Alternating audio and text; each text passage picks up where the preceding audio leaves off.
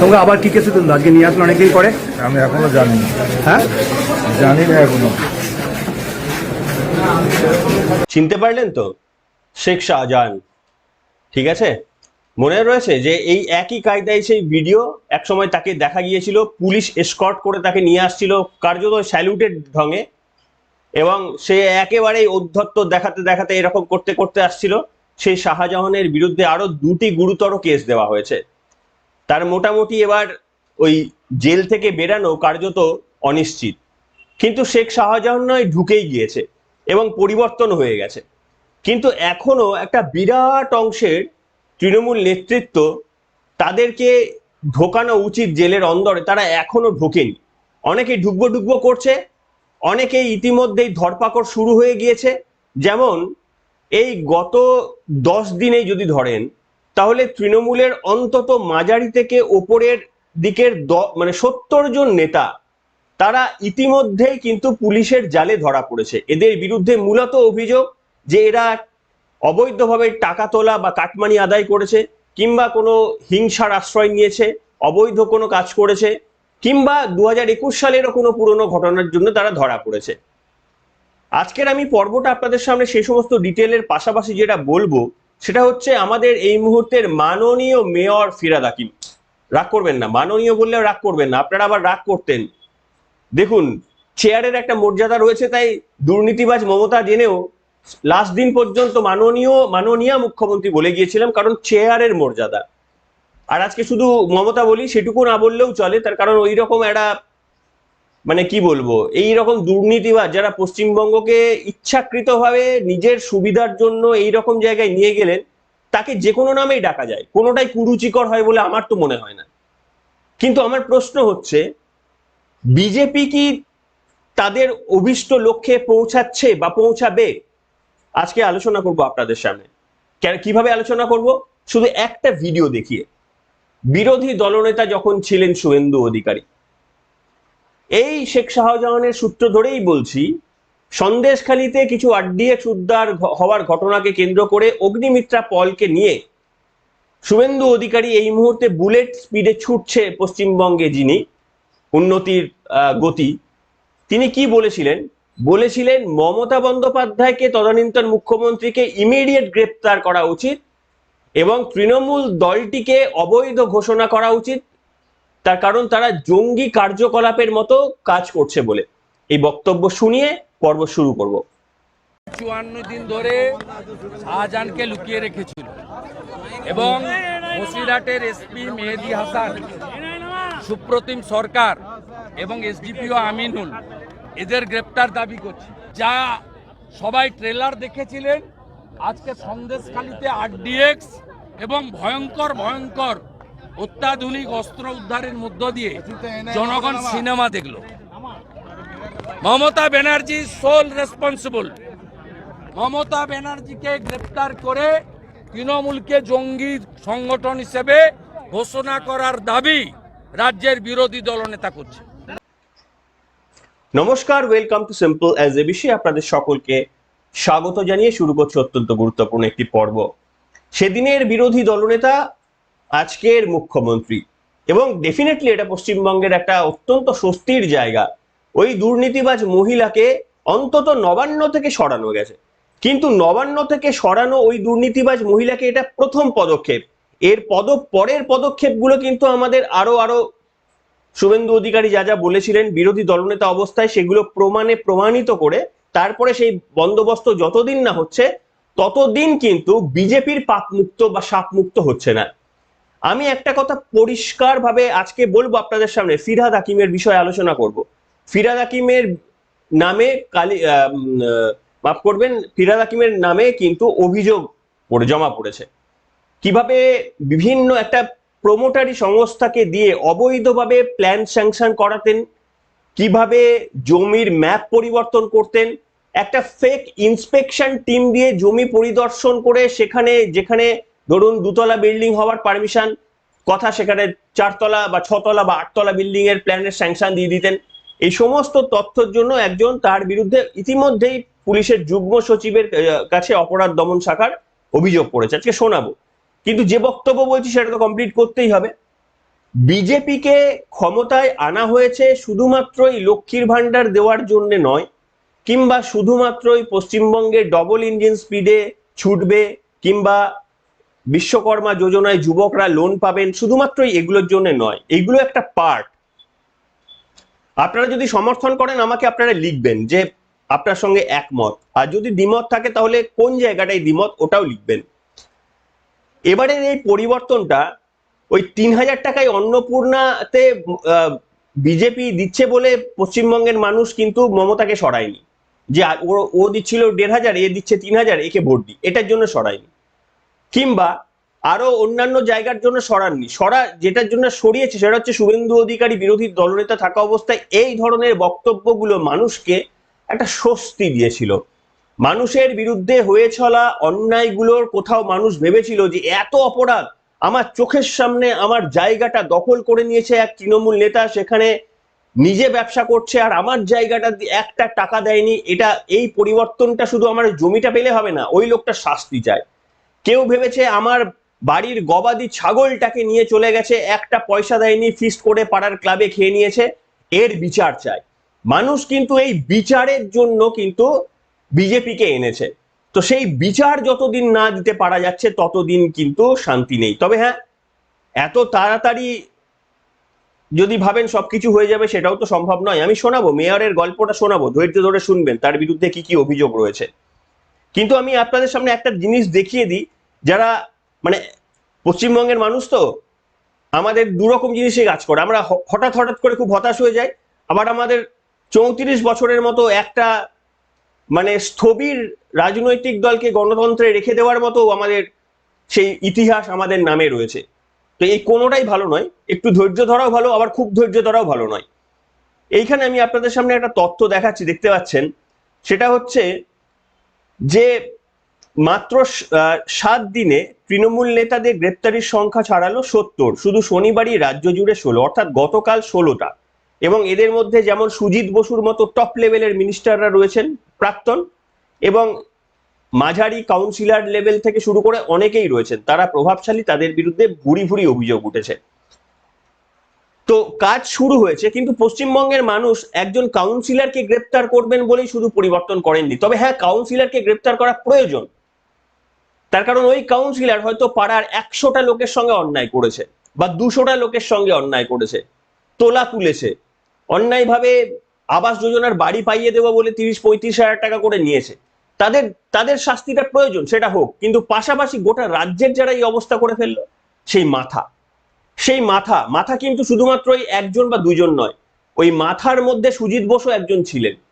মাথার মধ্যে আরো একটা বলয় রয়েছে। ওই বলয়দের যতক্ষণ না পর্যন্ত পুরোটাকে ধরে একেবারে ওইখানে স্থানান্তরিত করা যাচ্ছে, ততদিন পর্যন্ত শুভেন্দু অধিকারীর খাতায় কিন্তু ওই পাস মার্কটা হবে, কিন্তু সুপার মুখ্যমন্ত্রী হবার জন্য কিন্তু তাকে এইগুলো করতে হবে। কিন্তু আমার বিশ্বাস, যে স্পিডে তিনি দৌড়াচ্ছেন, এইরকম অতীতে এইরকম মুখ্যমন্ত্রীর স্পিড পশ্চিমবঙ্গ কখনো পায়নি। তো আমি এখানে একটু গল্প শোনাই আপনাদের সামনে, বুঝেছেন? আপনারা এই গল্পটা তো শুনেছেন যে ফিরহাদ হাকিম তাকে যখন ওই নারদা কাণ্ডে বা নারদা কাণ্ডের জন্য তাকে যখন জিজ্ঞাসাবাদের জন্য ডেকে নিয়ে যাওয়া হয়েছিল, তখন তিনি বলেছেন কান্নাকাটি করে, আমাকে কলকাতাবাসীর জন্য আর ভালো কাজ করতে দেওয়া হলো না, আমি করতে পারলাম না ভালো কাজ। তিনি কলকাতাবাসী, পশ্চিমবঙ্গবাসীর জন্য কি কাজ করে গেছেন সেটা খুব সময় আসলে কিন্তু প্রমাণ হবে। আমাদের কাছে যে তথ্য রয়েছে এগুলো অভিযোগ, কোনোটাই প্রমাণ নয়, কিন্তু খুব শীঘ্রই প্রমাণ হবে, এবং সেই প্রমাণটা করতে হবে এই রাজ্য সরকারকে। আমি একটা পুরনো ভিডিও, 2021 সালের একটা ভিডিও দেখাই আপনাদের সামনে, যে ভিডিওতে ফিরহাদ হাকিমকে অশালীন বক্তব্য বলতে শোনা গিয়েছিল। আপনাদের মনে পড়বে হয়তো ভিডিওটা শোনালে, এবং বিজেপিকে ধরে পেটানোর নিদানও তিনি দিয়েছিলেন। ছবিটা একটু খারাপ, কিন্তু সাউন্ডটা পরিষ্কার, শুনুন।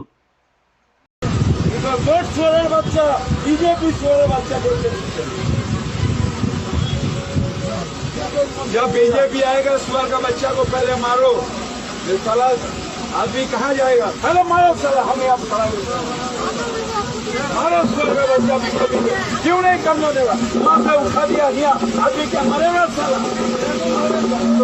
अरे मार साला तुझे ना स्वर्ग बच्चा हाथ से आगे मार अभी यकीन करते हैं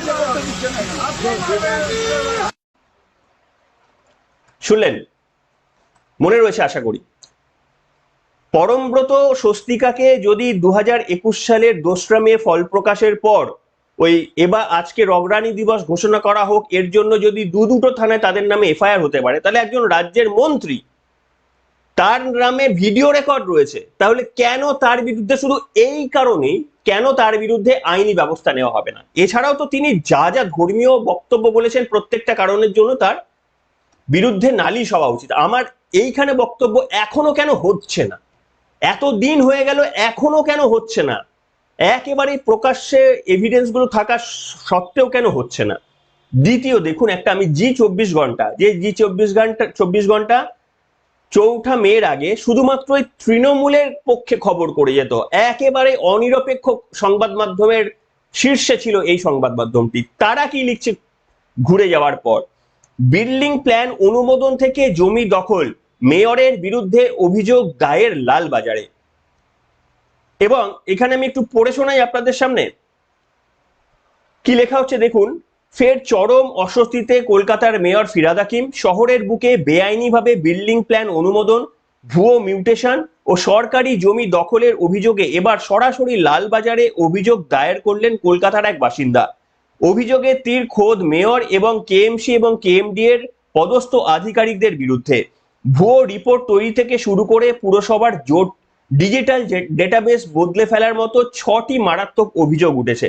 কোন সেই ব্যক্তি অভিযোগ করেছে তার নামে, এখানকার তথ্য অনুযায়ী সেটা আপনাদের সামনে আমি একটু দেখে বলে দিই।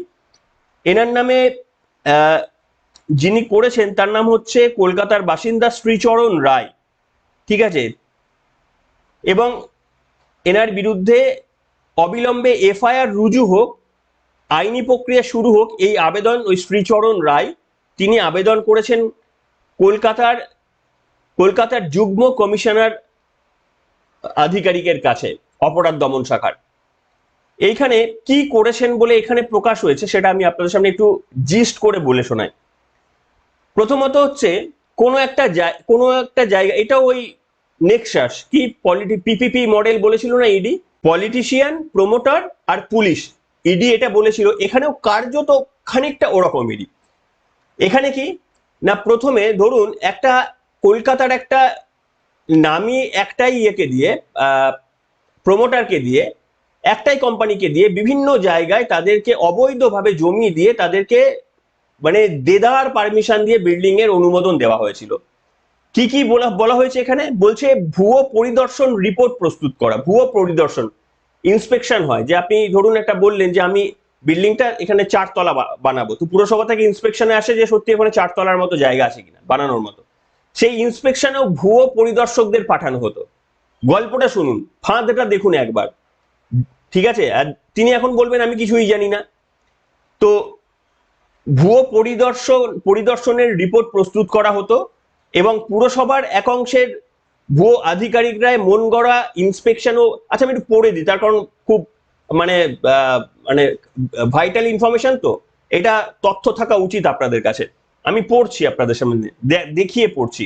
ভুয়ো পরিদর্শন রিপোর্ট প্রস্তুত করা, কোনো একটি নির্দিষ্ট নির্মাণ ক্ষেত্রকে প্রকৃত পরিস্থিতি আড়াল করতে পুরসভার একাংশ আধিকারিক ভুয়ো ও মন গড়া ইন্সপেকশন বা পরিদর্শন রিপোর্ট তৈরি করেছিলেন, ঠিক আছে। ভাবুন, এরপর হচ্ছে মানচিত্রে কারচুপি। মানচিত্রে ধরুন, মানচিত্রে দেখানো রয়েছে যে এমন একটা ছোট্ট রাস্তার পাশে একটা ছোট্ট প্লট, ওখানে হয়তো 4 তলা পর্যন্ত করা যায়, সেই মানচিত্রটাকে বদলে দিয়ে ওই ছোট রাস্তাটাকে ধরুন সরিয়ে দেওয়া হয়েছে। গিয়ে দেখা ইন্সপেকশনের সময় মানে ওটাকে দেখানো হয়েছে, বা ওই বিল্ডিং স্যাংশনের সময় ওটাকে দেখানো হয়েছে ওখানে কোনো রাস্তায় নেই বা ওখানে কোনো পুকুর নেই, দেখিয়ে ওখানে 8 তলা 10 তলা এরকম একটা বিল্ডিং এর প্ল্যানের স্যাংশন নেওয়া হয়েছে। এটা গেল দ্বিতীয়। তৃতীয় হচ্ছে পুরসভার ডেটাবেসের ডিজিটাল রেকর্ড পরিবর্তন করে দেওয়া হয়েছে। চতুর্থ হচ্ছে এনওসি, যে এনওসি মানে ধরুন অনেক সময় যে আপনার পাশে যে রয়েছে তার থেকে এনওসি নিতে হয়, কিংবা বিভিন্ন কোনো কর্পোরেশন মানে অন্য কি বলবো দপ্তরের থেকে, ইলেকট্রিক বিভাগ থেকে, জলের বিভাগ থেকে, বিভিন্ন জায়গা থেকে আপনাকে এনওসি নিতে হয়, কিংবা ফায়ার যে দমকল বিভাগ থেকে আপনাকে নিতে হয়, সেই সমস্ত এনওসি ওগুলো সমস্ত ভুয়ো এবং জাল মিউটেশন। এরপরে যে মিউটেশনটা তৈরি করে ধরুন কাউকে হস্তান্তর করা, তো সেটাও জাল। এইরকম ভাবে প্রচুর অবৈধ প্ল্যান স্যাংশন করে সেগুলোকে ইতিমধ্যেই সেগুলোকে আয়দা ধরুন কমন মানুষেরকে দিয়ে বিক্রি করে দেওয়া হয়েছে, কিংবা কোনো প্রমোটারের মাধ্যমে সেগুলো আবাসন তৈরি করে দেওয়া হয়েছে, কিংবা সেগুলোকে কোনো মার্কেট প্লেসের জন্য কাজে লাগানো হয়েছে। এবার এই জায়গাগুলোকেই যখন শুভেন্দু অধিকারীর মুখ্যমন্ত্রীত্বে যখন ওই তিলজলা কাণ্ডে ভাঙার চেষ্টা করছে, তখন আবার সিপিএম রাস্তায় নেমে পড়ছে। কেন ভাঙা হচ্ছে বুঝতে পেরেছেন? নেক্সাসটা বুঝুন একবার। আপনি এগোতে দেবেন? শুভেন্দু অধিকারীকে কাজ করতে দেবেন? সিপিএম আছে ওখানে। বিকাশ রঞ্জন ভট্টাচার্য গতকাল কি করেছে জানেন আপনারা, ঠিক আছে? এবং বিকাশ রঞ্জন বাবু এটাও বলেছেন যে মমতার বিরুদ্ধে যদি একসময় কোনো লয়ার না দাঁড়ায়, তাহলে সেক্ষেত্রেও আমিও দাঁড়াবো। মানে মমতা বন্দ্যোপাধ্যায়ের বিরুদ্ধে দাঁড়াতেও তার কোনো অসুবিধা নেই। মানে ব্যাপার হচ্ছে, আমাকে মাফ করবেন যে আমি টাকা ইনকাম, আমি আর অন্যভাবে বলতে গেছিলাম, যাই হোক, মানে টাকা প্রফেশনের দিক থেকে, টাকা ইনকাম করার দিক থেকে আমার কোনো বাজি বিচার নেই। আমার ন্যায় অন্যায় এসবের কিছু আমার বাজি বিচার নেই, আমি যা কিছু করতে পারি। তো যাই হোক, সেটা তার স্ট্যান্ড, এবং সেই স্ট্যান্ডের জন্যই আজকে সেই পার্টিটি যেখানে পৌঁছানোর কথা ঠিক ওইখানটাই পৌঁছে গিয়েছে, আর ওখানেই থাকবে। এইরকম স্ট্যান্ডের জন্য নিতেই পারেন স্ট্যান্ড, এবং দুটো তো একসঙ্গে করা যায় না। তাহলে আপনি দলের ভাবমূর্তি রাখার জন্য আপনি ওগুলো করুন, কিন্তু দলের থেকে দায়িত্ব ছাড়তে পারেন, বা দল বলতে পারে যে দেখুন আপনি মমতা বন্দ্যোপাধ্যায়ের আইনজীবী হয়ে দাঁড়াবেন, কিন্তু আপনি এই দলের তাহলে আপনাকে অফিসিয়াল পদ ছাড়তে হবে। কিন্তু তৃণমূলের এমনই দুর্ভাগ্য, ও কিছু করার নেই, ঠিক আছে? কিন্তু সাধারণ মানুষ বুঝছে, শূন্য থেকে মহাশূন্যে চলে গেছে, তৃণমূলও ধাওয়া করছে কে আগে মহাশূন্যে পৌঁছাতে পারে, সিপিএম নাকি তৃণমূল, মহাশূন্যে আগে কে উঠতে পারে। কিন্তু এই ফিরাদ হাকিম মহাশয়ের যে আমি আপনাদের সামনে যে তথ্যগুলো দিলাম, আমাদের এখানে বক্তব্য হচ্ছে একটাই, যে শুভেন্দু অধিকারী গতকাল কিছু অত্যন্ত গুরুত্বপূর্ণ তথ্য বলেছে, যেমন 14-15 বছরের কিশোরীদের তাদের সার্ভাইকাল ক্যান্সারের টিকা, যেগুলো এক একটার অত্যন্ত দাম, এবং আপনারা সবাই সচেতন হন, এগুলো সচেতন হন। আপনাদের একটু সচেতনতা আপনার সন্তানদের বাঁচিয়ে দেবে সারা জীবনের জন্য। সার্ভাইকাল ক্যান্সার খুব কমন একটা রোগ, সেটা ওই বয়সেই দেওয়া যায়, সেটা চেক করে নেবেন ডাক্তারের কাছে গিয়ে, I am not the expert. তো সেখানে ওই বয়সের মধ্যে আপনাকে নিতে হবে, এবং এটার মোটামুটি অ্যাভারেজ ডোজটা টাকা প্রাইভেটে নিতে গেলে 6 থেকে 8,000 কিংবা 9,000, 12,000, 15,000 হতে পারে। সেইটা গভর্নমেন্ট ফ্রিতে ব্যবস্থা করছে, এতদিনও ছিল। এই আপনাদের দুর্নীতিবাজ মহিলা মমতা, সে এতদিন আপনাদের এইটা নিতে দেয়নি, তার কারণ আপনাদের সন্তানরা কন্যাশ্রী, ওই ফেকশ্রী, এক্সশ্রী এসব দিত, কিন্তু এটা দিলে যে মানুষের জীবন বেঁচে যাবে, ওই দুর্নীতিবাজ মহিলা করতেন না। আমি শিওর যে নিজের পরিবারের জন্য সবকিছু করে নিয়েছেন, নিজের পরিবারের যদি কেউ থাকেন তাহলে ডেফিনেটলি এটা করেছেন, কিন্তু আপনার আমার পরিবারদের জন্য এটা করতে দিত না। সাধারণ মানুষ যারা সচেতন প্রাইভেট থেকে নিতেন। শুভেন্দু অধিকারী এটা করেছেন। শুভেন্দু অধিকারী করছেন কি, স্কুলের বইয়ের ব্যাগ যেন হালকা হয় তার ব্যবস্থা করেছেন। ঈদের 2 দিন ছুটি, 2 দিন কর্মদিবস নষ্ট না করে একদিনের ছুটি ঘোষণা করেছেন, যেটা সমস্ত রাজ্যে রয়েছে। শুভেন্দু অধিকারী গভর্নমেন্টের কাছ থেকে টাকা আনার চেষ্টা করেছেন, কত 300 কোটি টাকা না কত কোটি টাকা ইতিমধ্যে অনুদান পেয়েও গেছেন। তো একেবারে রকেট স্পিডে ছুটছেন। কিন্তু পাশাপাশি এটা মনে রাখতে হবে, শুভেন্দু অধিকারী মুখ্যমন্ত্রী হিসেবে সব করলেন, সমস্ত কিছু করে দিলেন, কিন্তু এই যে দুর্নীতিবাজরা জেলের বাইরেই থাকলেন, পরবর্তী নির্বাচনের আগে এটাই কিন্তু শুভেন্দু অধিকারীদের নেগেটিভ জায়গা থাকবে।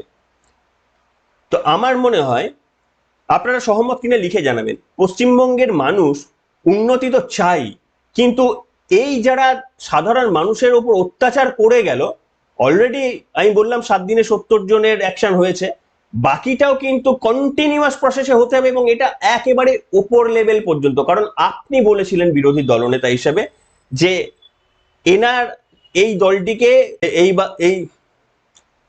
দলটিকে একটা সন্ত্রাসবাদী দল হিসেবে ঘোষণা করা হোক, এবং মানে মমতা বন্দ্যোপাধ্যায়কে গ্রেপ্তার করা হোক। আজকে কিন্তু পরিস্থিতি রেডি, আপনি যদি প্রমাণ করতে পারেন, আপনার হাতে আজকে পুলিশ, আজকে কিন্তু আর কাউকে দোষ দেবার নেই। তবে মাত্র 15 থেকে 17টি দিন, 18টি দিন হয়েছে তার মন্ত্রিসভার, অনেক গতিতে এগোবেন এবং আমরা যতটা এক্সপেক্ট করছি তার থেকেও বেশি গতিতে তিনি এগোচ্ছেন।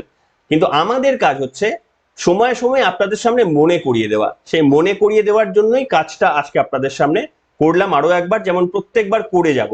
তার কারণ আপনাদের সামনে কি কি প্রতিশ্রুতি রাখা হয়েছিল সেগুলো পূর্ণ হলো কিনা সেই তথ্যগুলো জোগাড় করব শুধু আপনাদের সমর্থন পেলে। সেই সমর্থনটা আমি কমেন্ট সেকশন থেকে দেখি যে আপনাদের কমেন্ট সেকশন থেকে আসে কিনা, আমার সাবস্ক্রাইবের কাউন্টটা বাড়লো কিনা, এই দুটো থেকে আমি মূলত তথ্য পাই যে আপনারা আমার পাশে রয়েছেন।